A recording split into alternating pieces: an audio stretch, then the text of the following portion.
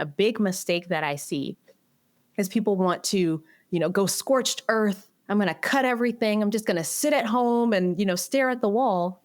And then you're not, you might be able to do that for a month, but you're not going to stick with it. So making sure that you're able to spend in alignment with your values is the number one way that you're going to actually stick to your plan and keep your finances on track and achieve the goals that you have. Welcome back to our Happy Rainmakers video series where point one can make a difference.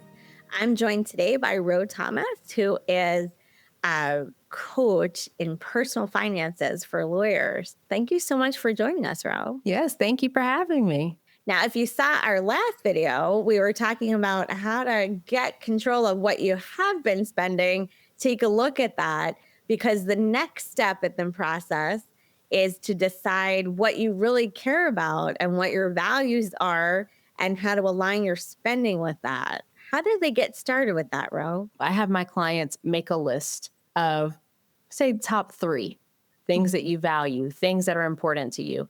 In some cases, those are things that cost money, right? The house cleaner, the pedicure, the golf club membership, whatever it is. But sometimes it's not necessarily things that cost money. It's things like spending time with family, having adequate time to rest, having a clean, place to live or an organized place, that kind of thing, where it might not necessarily translate to an item in my budget or my spending plan, but this is something that's important to me. So you want to just take some time and think through what are the things that are important. You can write them all out, right? Write everything that comes to mind out. And then you can look at, okay, of this list, let's say that you wrote down 10 different things, and you could, have 10 different things if you wanted to, but maybe look at what are those top 2 or 3 things, because it's a lot easier to consider these top 2 or 3 things than trying to look at a laundry list of things. So that's how I help people to decide what's important to them so that they can make sure that their spending aligns with that. So do you find some of your clients say that, having time to rest or having time with my family is one of my top priorities, and then they find they're spending a lot of money on shoes or fancy cars or things that don't really align with that value? Yes, absolutely. And the number one is often food. It's spending, on takeout, on Uber Eats and DoorDash, or going out to bars and stuff like that. And what happens is when they realize that this spending is not aligned with my values, well, now I feel better about spending less here, because this is not something that's actually important to me. It's not something that is bringing me joy, or that's, this thing that I'm really going to miss in my life if I do it a little bit less. And so that's how we make sure that we decrease our expenses. We talked about like making that room for the priorities that you have financially. And a big part of that is freeing up money that's currently being spent, but you can free up that money that's currently being spent in a way that doesn't feel like deprivation when you're looking at what's important to you and you're cutting from the areas that are not as important to you. If you still have room to spend on things that are important to you, then you're going to actually be able to stick with the plan. And a big mistake that I see is people want to, go scorched earth. I'm going to cut everything. I'm just going to sit at home and, stare at the wall.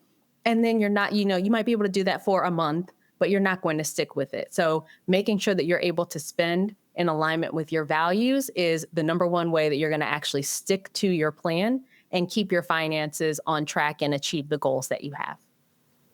Well, that makes sense. It's kind of like going on a starvation diet. You can stick with it, by gritting your fingers for a little while, but it's not really a lifestyle change that you Exactly. can make. So, and I guess there are even some different ways of approaching things that matter to you. So I care about food a lot, but I'm a pretty good cook. So sometimes what I can cook at home is lovely, and I spend time with my family while I'm cooking and while we're eating. And what we can order takeout, it might not even taste as good. So there's sometimes a way to have the same thing and spend differently on it, maybe. Exactly. And, bringing up the food, as I mentioned, that's a big thing for a lot of my clients. But two examples come to mind. There was one client who, spends a whole lot of money on, or was spending a whole lot of money on takeout and going out and all of that every weekend, but it was just him. And he was spending something like $1,000, $2,000 just for him. And he didn't like that. Right. So he decided to cut that spending so that he could redirect it to other things. But I had another client who hates to cook. She's like, I am not going to be, in the kitchen after I've been at work all day. And so she was perfectly fine with how much she was spending with takeout and things like that. But there was another area that was like, oh, you know what? I don't actually care about this as much. And so she decided to cut her spending there. Right. So it really is personal because personal finance is personal. So what is important to me is not going to be important to Jen. It's not going to be important to you watching, right? It's all about what is important to you, what you value, and that can guide your spending. That makes a lot of sense. So I would say that anybody who's watching this video should take 5 minutes and a blank piece of paper and close the door and turn off the phone and think deeply about what are the things that really matter. Maybe not the status symbols, maybe not keeping up with their neighbors or their colleagues, maybe thinking about what really matters to them. I agree. That's a wonderful exercise and a great way to start thinking about managing your money differently. Well, thank you very much for explaining all of that to us. I'm sure it's going to be very valuable to a lot of people. My pleasure. Thank you for having me.